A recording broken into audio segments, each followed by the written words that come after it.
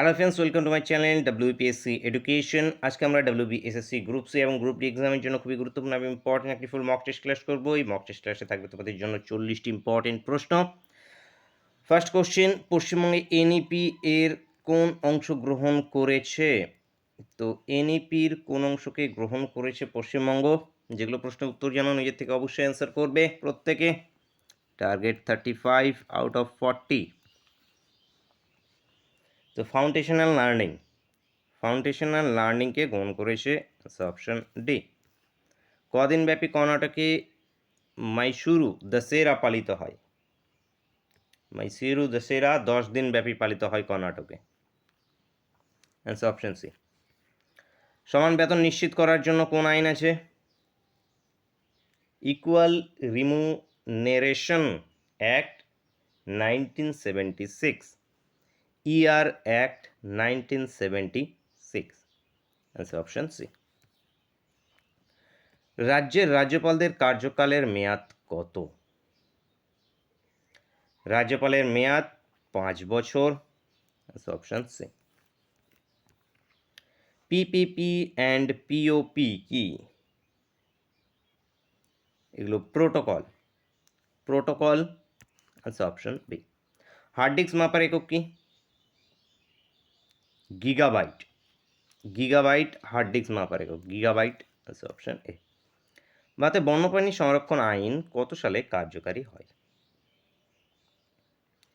1972 সালে ভারতে বন্যপ্রাণী সংরক্ষণ আইন কার্যকারী হয় 1972। আইসি হলো ড্যাশ প্রজন্মের প্রধান যন্ত্রাংশ? তৃতীয় প্রজন্মের প্রধান যন্ত্রাংশ। তৃতীয়। Option C. ভারতের ম্যানচেস্টার কাকে বলা হয়? ভারতের ম্যানচেস্টার আহমেদাবাদকে বলা হয়ে থাকে। আহমেদাবাদকে ভারতের ম্যানচেস্টার বলে। Option B. সংবিধানের প্রস্তাবনা বলতে কি বোঝায়? সংবিধানের মুখবদ্ধ সংবিধানের প্রস্তাবনাকে বোঝায়। কোন দেশে প্রথম কার্বন ট্যাক্স চালু হয়? অস্ট্রেলিয়াতে প্রথম কার্বন ট্যাক্স চালু হয়েছে। অস্ট্রেলিয়া। বি।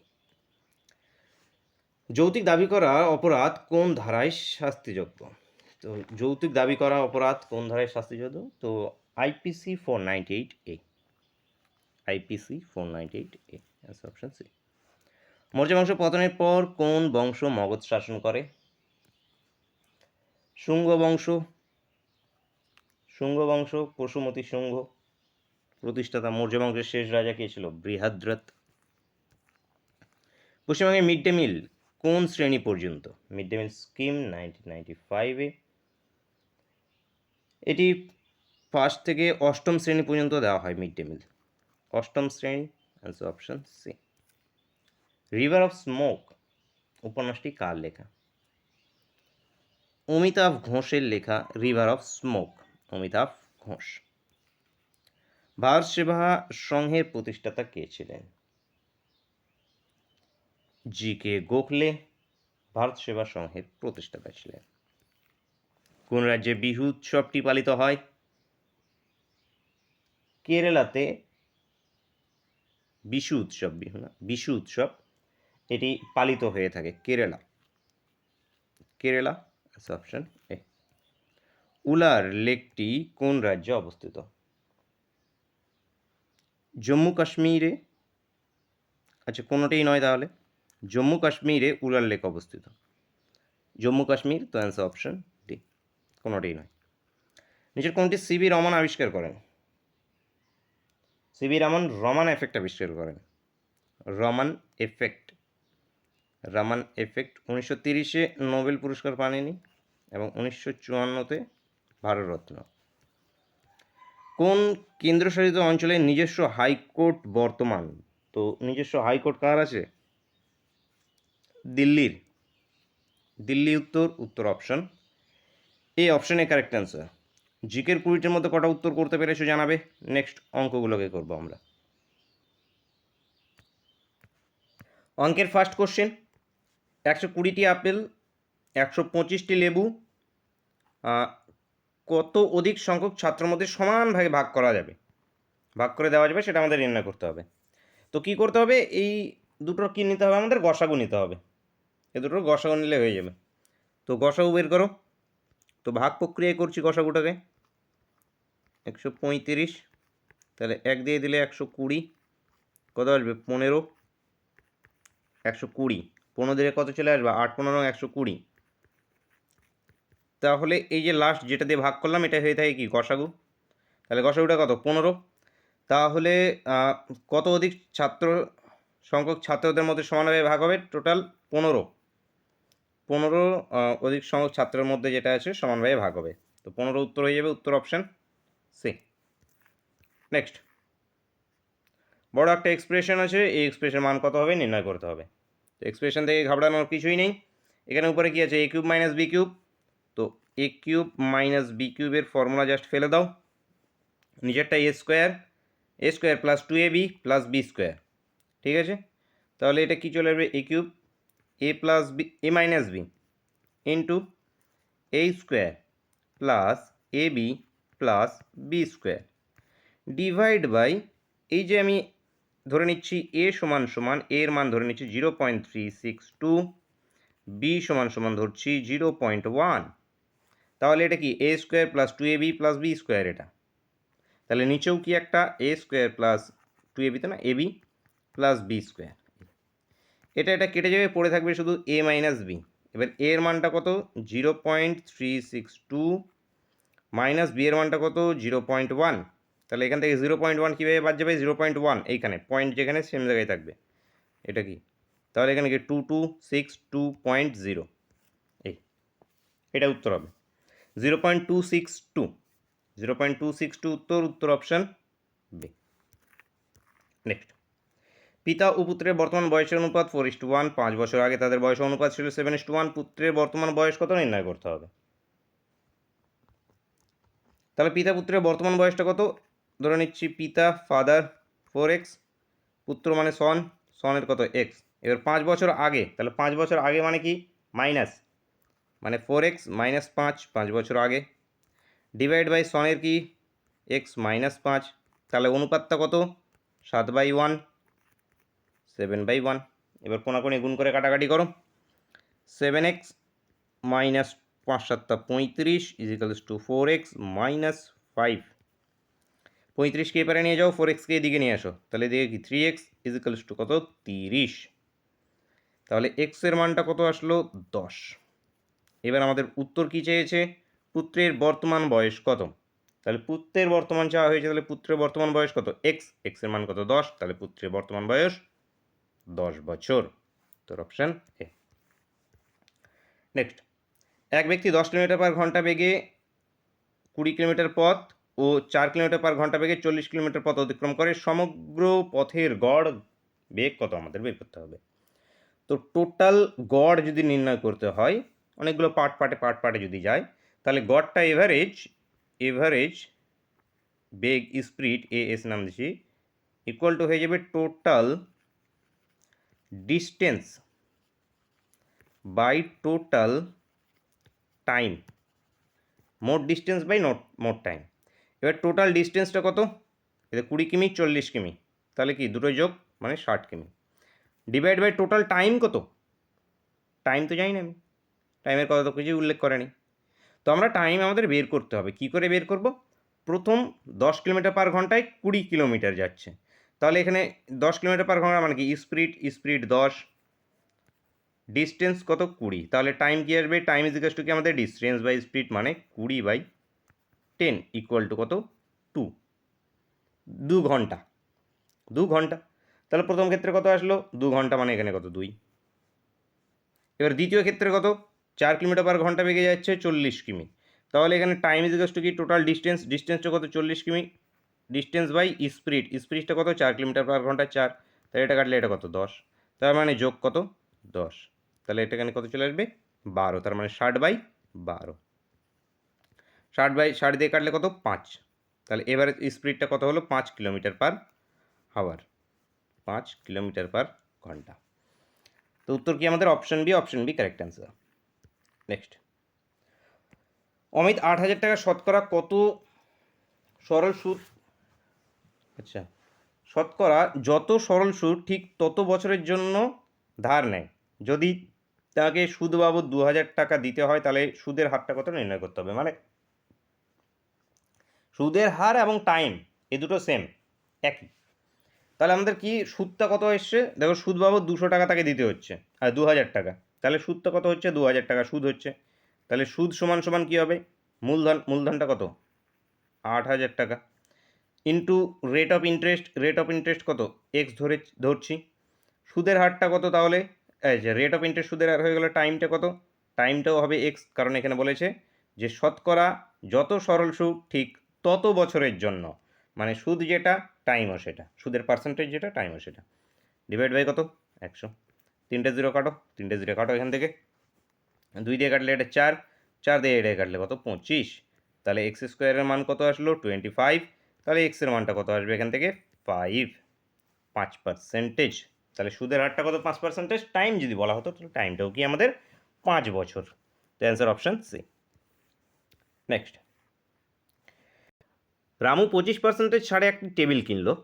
যদি সে কোনো ছাড় না পেত তবে তাকে আরও 185 টাকা বেশি দিতে হতো। রামু টেবিলটির জন্য কত টাকা দিয়েছিল সেটা আমাদের নির্ণয় করতে হবে। মানে 25% ছাড়ে একটি টেবিল কিনে, সে 25% ছাড় পেয়েছে।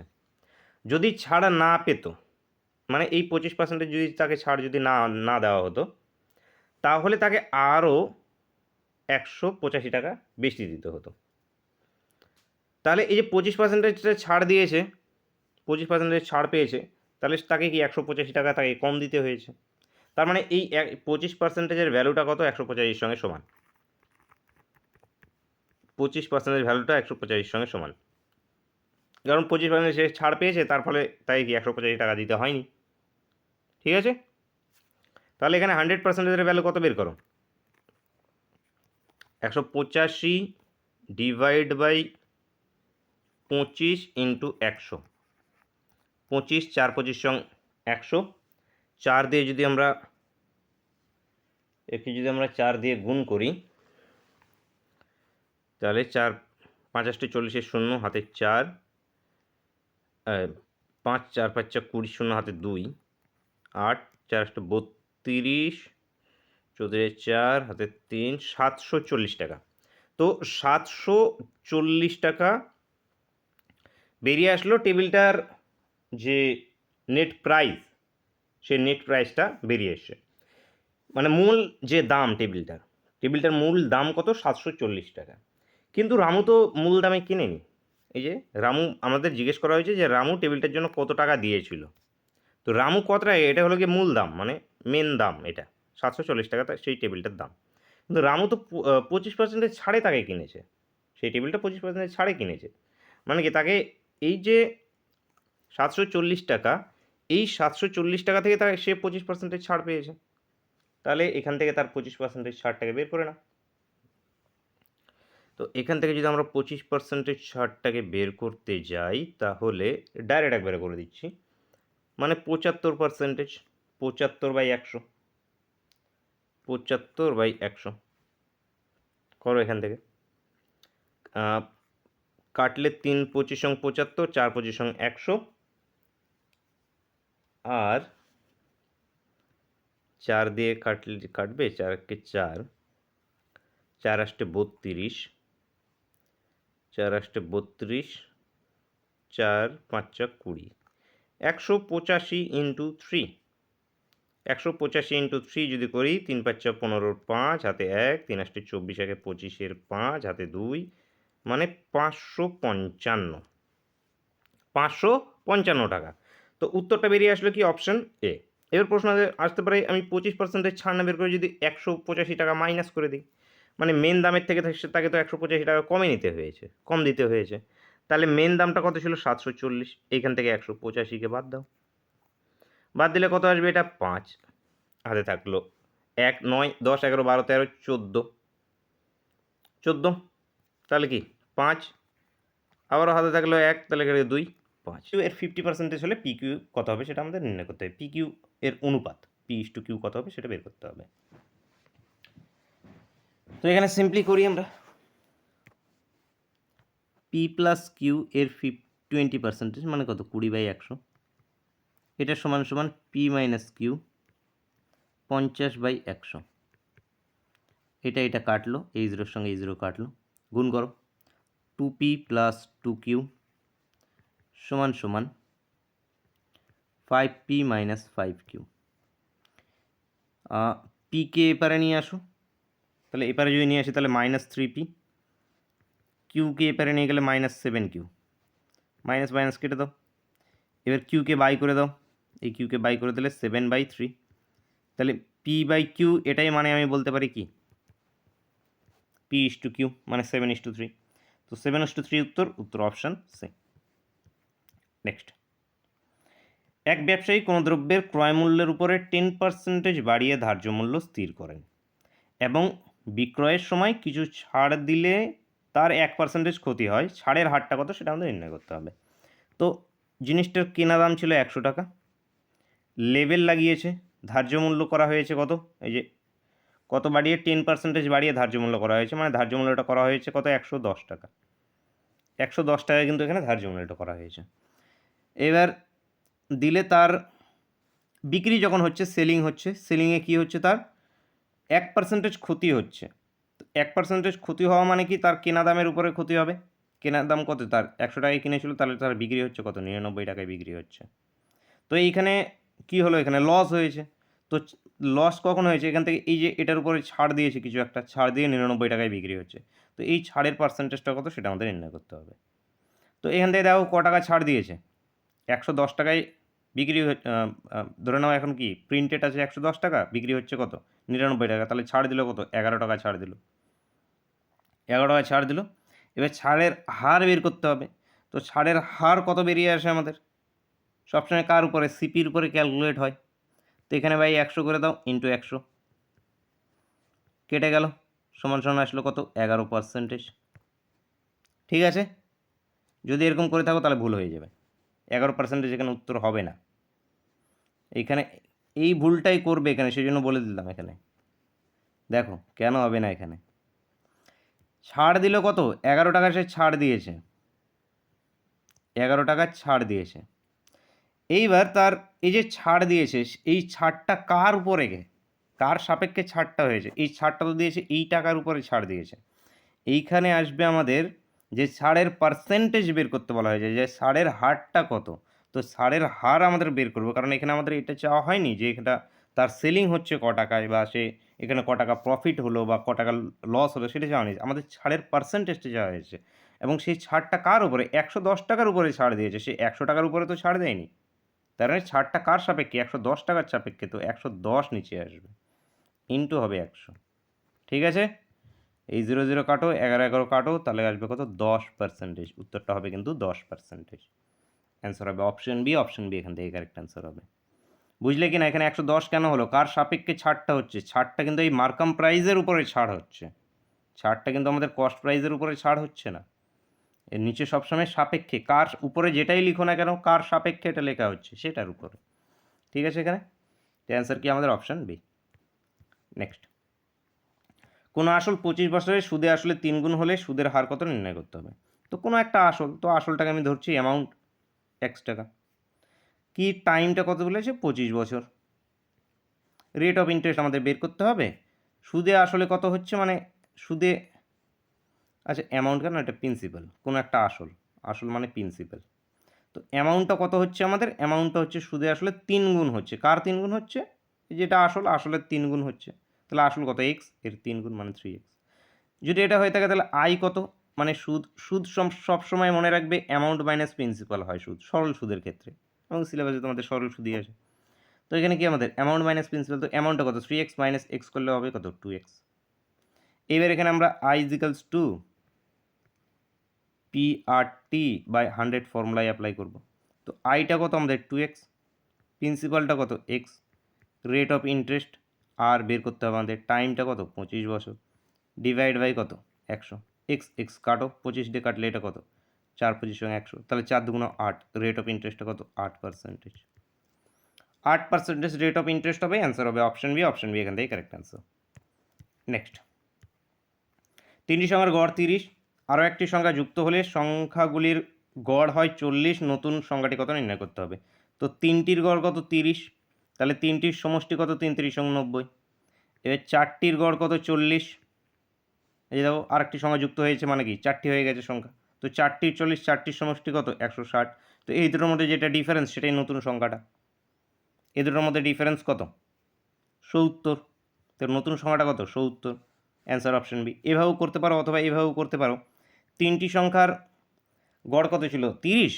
অনেক সময় যে অনেক বড় বড় নাম্বার যদি থেকে থাকে তাহলে সে এইভাবে করবে যে 3টি সংখ্যার গড় ছিল 30 এবং 4টি সংখ্যার গড় হয়ে গেছে কত 40। তাহলে আমরা নতুন যে সংখ্যাটা সেই নতুন সংখ্যাটা মিনিমাম আমরা কত ধরবো 10 ধরবো। এবং এখানে বেড়েছে কত দেখো 10 বেড়ে গেছে, তাহলে 10 কত 3 জনের কাছেও 10 বাড়বে, এই 3 জনের কাছেও। তাহলে এই 3 জনের কাছে 3 10 30, এটাও যোগ করলে কত হয়ে যাবে আমাদের 70। এটা একটু মনে হতে পারে যে একটু মাথার উপর দিক দিয়ে যেতে পারে এই প্রসেসটা, কিন্তু এই প্রসেসটা বেশি কার্যকারী যখন হয়তো ডাটাগুলো বড় বড় থাকবে। এখানে ছোট ডাটা ছিল আমি তাড়াতাড়ি গুণ করে নিতে পারলাম। এখানেই যদি আমাদের 3 5 6 থাকতো তাহলে গুণ করতে গিয়ে আমাদের অসুবিধে হতো। তো তখন কিন্তু এই ট্রিকটা অ্যাপ্লাই করলে খুব সহজেই পারা যায় কম সময়ের মধ্যে। তো অ্যান্সার কি আমাদের অপশন সি। নেক্সট রিজনিংয়ের ফার্স্ট কোশ্চেন সিরিজের উপরে 3 5 10 12 24 26 কোশ্চেন মার্ক। তো 3 5 10 12 24 26 কোশ্চেন মার্ক। দেখো এখানে 3 থেকে 5 2 প্লাস, 5 থেকে 10 2 গুণ, 10 থেকে 12 2 প্লাস, 12 থেকে 24 গুণ 2, 24 থেকে 26 যোগ 2, 26 থেকে কোশ্চেন মার্ক গুণ 2, যোগ 2 গুণ 2 যোগ 2 গুণ 2 যোগ 2 গুণ 2। তাহলে 26-এর সঙ্গে 2 যদি গুণ করে দিই কত আসবে 26 2 52। কোশ্চেন মার্কে বসবে 52, উত্তর হবে অপশান এ। অপশান এ এখানে আমাদের সঠিক উত্তর। নেক্সট নিচের কোনটি বেমানান? দস্তা, তামা, পারদ তামা এগুলো আছে এখানে। তো এখান থেকে বলো একমাত্র পারদ এখানে যে আমাদের সাধারণ অবস্থায় কি গলে যেতে পারে, সাধারণ তাপমাত্রায় এখানে গলে যাবে, বাকিগুলো একটাও সাধারণ তাপমাত্রায় গলবে না। তো এখানে আমাদের পারদ উত্তর হবে, অ্যান্সার হয়ে যাবে অপশান সি। নেক্সট বাকি সবগুলোই কঠিন বস্তুর মধ্যে চলে আসে। মোম যদি মোমবাতি হয় তুলো কি? মোম দিয়ে আমরা মোমবাতি তৈরি করছি, তুলো দিয়ে কি তৈরি করব? পশম তৈরি করব, পোশাক তৈরি করব, সুতো তৈরি করব, নাকি জুতো তৈরি করব? তো জুতো তো আমরা তৈরি করবই না, তো এটা তো বাদ গেলই। পোশাক হবে, পোশাক পরবর্তীতে, তার আগে পোশাকের আগে কি দরকার? সুতো দরকার, সুতো তৈরি হবে তুলো থেকে, সুতো এখান থেকে উত্তর হবে, উত্তর হয়ে যাবে অপশান সি। নেক্সট TERM এটাকে যদি এইভাবে লেখা হয় এটা আমাদের কীভাবে লেখা হবে? প্রথমে আমাদের দেখতে হবে TERM এইটা থেকে এই যে QBOJ এইটা এসছে, এটা কীভাবে পরিবর্তনটা হয়েছে দেখ, দেখতে পাচ্ছ পিছনের দিকে টি এর পিছনে আমাদের কিউ থাকে, কিউ তারপর আমাদের RST হয়, মানে এখানে উপরের দিক থেকে ভাবলে 3 ঘর নেগেটিভ আছে। বি এর আগের অক্ষর ডি, তার আগে সি, তার আগে বি, তার মানে BCD। নিচের দিক থেকে ভাবলে কি BCD, মানে উপরের দিক থেকে এটাও 3 ঘর মাইনাস, এটাও 3 ঘর মাইনাস, এটাও 3 ঘর মাইনাস, বা নিচের দিক থেকে উপরে প্লাস। JKLM, জে থেকে 3 ঘর প্লাস গেলে এমে যাব। ঠিক আমাদের বের করতে হবে NORM। তো এই যে মাইনাসগুলো হয়ে থাকে, মাইনাসগুলো কীভাবে মনে করবে? মাইনাসগুলো মনে করার ট্রিক হলো গিয়ে তোমাদের এদের পজিশন, সামনের পজিশন, মানে এটা 14 নম্বর, 14 থেকে 3 বাদ দিয়ে দিলে আমাদের কত আসবে 11 নম্বর। 11 নম্বরে কে থাকে? কে থাকে, এটা কে। ও আমাদের কত 15 নম্বর অক্ষর। এখান থেকে 3 বাদ দিলে কি আসবে? এখান থেকে 3 বাদ দিলে আসবে 12, 12 নম্বরে কে থাকে? এল। আর 18 নম্বর, 3 যদি বাদ দিয়ে দিই 15, তার মানে কত আসবে? ও। এম 13 নম্বর, 3 বাদ দিলে কত এসে যাবে? 10, তাহলে 10 নম্বরে কে আছে আমাদের? জে অক্ষর। এই বা এখান থেকে পড়ে পড়ে বুঝবে। KLM, এন দেখো 3 ঘর উপরে গেলে এন, এটা 3 ঘর উপরে গেলে এটা, এটা। তাহলে আমাদের উত্তরটা কী হবে? KLOJ। KLOJ আছে অপশন বিতে। সঠিক উত্তর নির্ণয় করতে হবে এখানে। তো এইটা পরিবর্তন হয়েছে এইভাবে, কিভাবে দেখো চেঞ্জ হয়েছে, এইটা চলে গেছে এখানে, 9টা এখানে গেছে, 4টা চলে এসছে এইখানে, তার মানে এই এম চলে যাবে এখানে, তাহলে এইখানে হবে এম, এই কিউ চলে আসবে এখানে, কিউ হবে এখানে এম কিউ। আচ্ছা দুটোতে আছে, আর ওগুলো দেখতে হবে একটু। আচ্ছা এই 9 চলে গেল, 7টা চলে এসছে এখানে, এই যে দেখো 3 7 এইভাবেই পরিবর্তন হয়েছে। তাহলে এখানে টি, টিটা চলে যাবে লাস্টে, এইখানে চলে আসবে এল। ঠিক আছে, উপরের কোনটাতে কি গিয়েছে 1, মানে এই সামনেরটা গিয়েছে এখানে, তাহলে এই পিটা চলে যাবে এখানে, তাহলে এখানে হয়ে যাবে পি। মিডিলে এখানে একদম একটা আননোন নাম্বার, এখানে দেখো এই নাম্বারটা এখানে কোথাও ছিল না, তাহলে এখানে অ্যালফাবেটগুলো বাদ দিয়ে অন্য কোনো অ্যালফাবেট, তো বাকিগুলোকে মিলিয়ে নিই আগে। এম কিউ, কিউ এল টি, এম পি, ঠিক আছে, মিডিলেরটা বি। আচ্ছা কিউ বি, কিউ এল টি, আচ্ছা পি এম, তাহলে অপশান এরটা হবে, উত্তর হবে অপশান এরটা। দেখো শুধু এই যে মিডিলের বিটা, বিটা দেখো এখান থেকে আননোন, নতুন একটা অ্যালফাবেট বসেছে এখানে, তো এখানে বি বসবে নতুন অ্যালফাবেট, তো উত্তরটা হবে অপশান এ। নেক্সট, কিউ হলো আর এর ভাই, কিউ আর এর ভাই। টি এস এর মা, পরে করছে এই লাইনের কাজ। পি কিউ এর বাবা, পি কিউ এর বাবা। এস আর এর বোন, এস আর এর বোন। টি এস এর মা, তো টি এস এর মা মানে এদের সবারই মা, টি। নিচের কোনটি সঠিক নয় আমাদের এখান থেকে বের করতে হবে। তো এখানে আমরা শুধু মিডিলে এখানে আর এর জেন্ডারটা, আর এর জেন্ডারটা কি পেলাম, কিউ আর এর ভাই, কিউ হলো আর এর ভাই, টি এস এর মা, টি এস এর মা, পি কিউ এর বাবা, পি কিউ এর বাবা। এস আর হলো আর এর বোন, এস হলো আর এর বোন, তো আর এর আমরা জেন্ডারটা এখানে পাচ্ছি না। ঠিক আছে, দেখি অপশানগুলোকে সঠিক নয় কোনটা দেখি। পি টি এর স্বামী, পি টি এর স্বামী, ঠিক আছে। টি কিউ এর মা, টি কিউ এর মা, এটাও ঠিক আছে। পি আর এর বাবা, পি আর এর বাবা, ঠিক আছে। পি আর এর ভাই, পি আর এর ভাই, পি আর এর বাবা, এটা ঠিক আছে, কিন্তু পি আর এর ভাই নয়, তাই এখানে সঠিক নয় অপশান ডি এরটা। অপশান ডি এখান থেকে কারেক্ট অ্যান্সার। নেক্সট, প্রদত্ত শব্দগুলিকে অর্থ অনুযায়ী পরপর সাজাতে হবে। কলেজ, বিদ্যালয়, শৈশব, চাকরি, উপার্জন। তো প্রথমে তুমি কি করবে, শৈশবে থাকবে, শৈশব থেকে বিদ্যালয়ে উঠবে, বিদ্যালয় থেকে আমরা যাব কলেজে, কলেজ থেকে তারপর একটা চাকরি পেয়ে উপার্জন করব, এই সিকোয়েন্স কারেক্ট আসবে। 3 2 1 4 5, 3 2 1 4 5 অপশান বিতে আসে, অপশান বি এখান থেকে আমাদের কারেক্ট অ্যান্সার। নেক্সট, নিচের কোন জোটটি আলাদা, খরচ, ধার, লাভ, ক্ষতি, আয়, ব্যয়, সম্পদ, দায়। তো এখান থেকে আলাদা কোনটা আমাদের, সবগুলো দেখে একে অপরের বিপরীত, কিন্তু সম্পদ, দায় এটা একে অপরের বিপরীত নয়, তো এখান থেকে আমাদের অ্যান্সার হয়ে যাবে অপশন ডি। খরচ, ধার, খরচ করছো, ধার করছো, সবগুলো একে অপরের কি বিপরীত, লাভ হচ্ছে, ক্ষতি হচ্ছে, আয় হয়, ব্যয় হচ্ছে, তো সম্পদ, দায় এখানে হবে না, উত্তর হয়ে যাবে অপশন ডি। নেক্সট, সঠিকভাবে শূন্যস্থান পূরণ করতে হবে এখানে আমাদের। আচ্ছা এ কে জোড়া বানাই যদি, double A B, double A double B, double A double B, double A double B, দেখো মিলে গেছে, ঠিক আছে। তাহলে কি কি বসলাম, এ A B A A, A A B A এ, উত্তর হয়ে যাবে, উত্তর হবে অপশান সি, অপশান সি এখান থেকে কারেক্ট অ্যান্সার।